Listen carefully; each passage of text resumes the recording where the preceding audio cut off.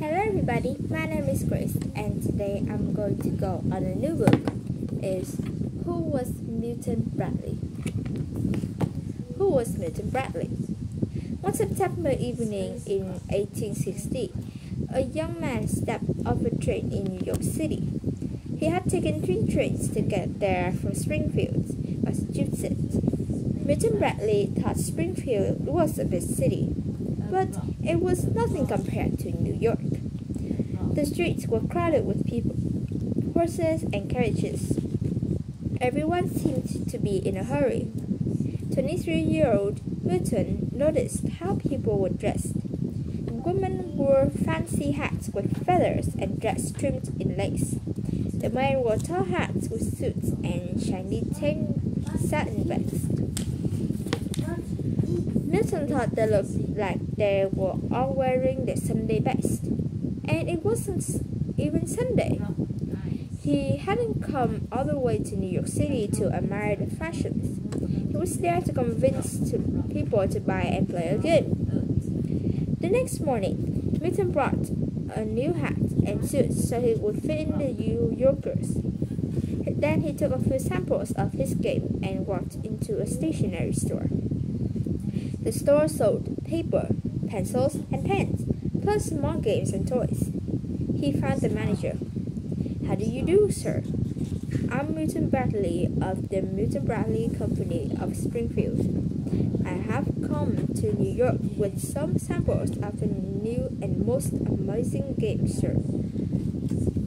Milton showed the man the checkered games of life. He explained how players move across the red and white checkered board. They both making both good and bad choices about life. He said that people who loved games would find it entertaining. People who usually thought games were a waste of time would find it educational. After sitting down with Milton and playing the game, the store manager bought all of Milton's game samples. Milton returned to his hotel to pick up more. He brought samples to a different store. They bought them all. In only 2 days, Milton sold the hundreds of games and he had brought with him. Milton was thrilled and proud. He had believed that people would see themselves in the checkered game of life. And he had been right. Milton was only 24 years old when he decided to put all his energy into becoming a game maker. Over 150 years later, people are still playing games created by Milton Bradley Company. And the game of life is one of the most popular board games of all time. Chapter 1. 2 apples plus 4 apples.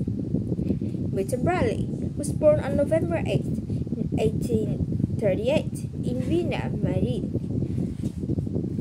His parents were Louis and Fanny Bradley. Louis was a carpenter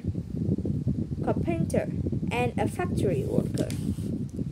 The Bradleys never had much money, but they were close, happy family. They were religious. They went to church on Sundays and did not drink, dance, or go to the theater or gamble.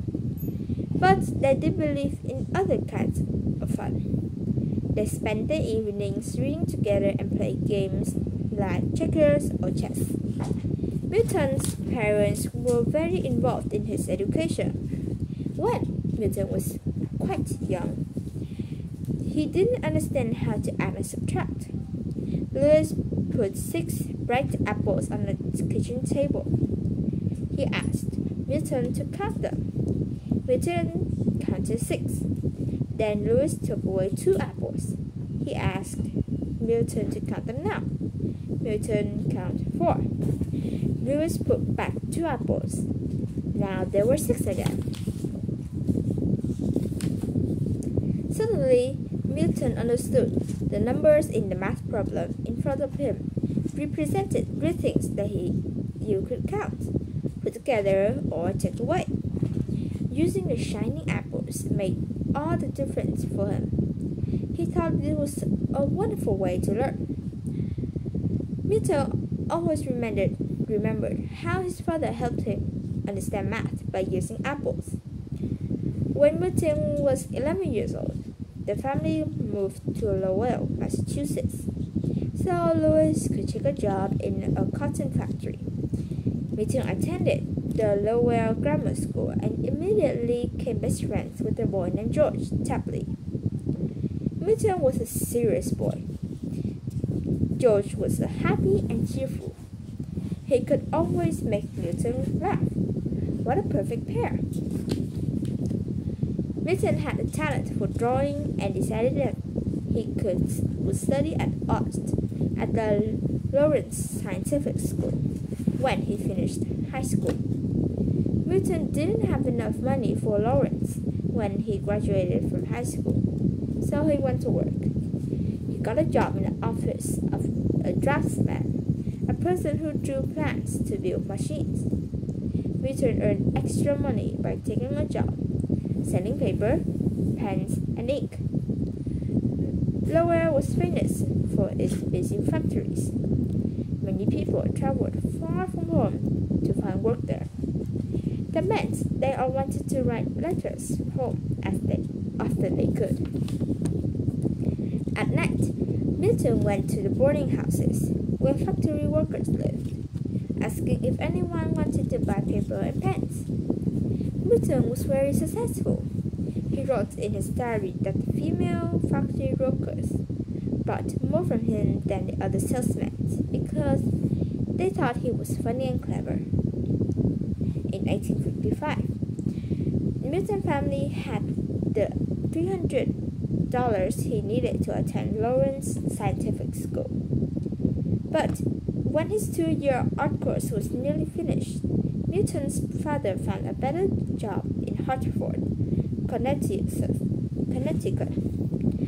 Milton reluctantly left school and moved to Hartford with his parents. But there weren't any jobs for him in Hartford. Milton wanted to do something, even if he didn't know exactly what yet. Milton decided to try his luck in the bigger city, Springfield, Massachusetts. So that's all on chapter 1, and I will see you in chapter 2 or maybe chapter 3. Bye!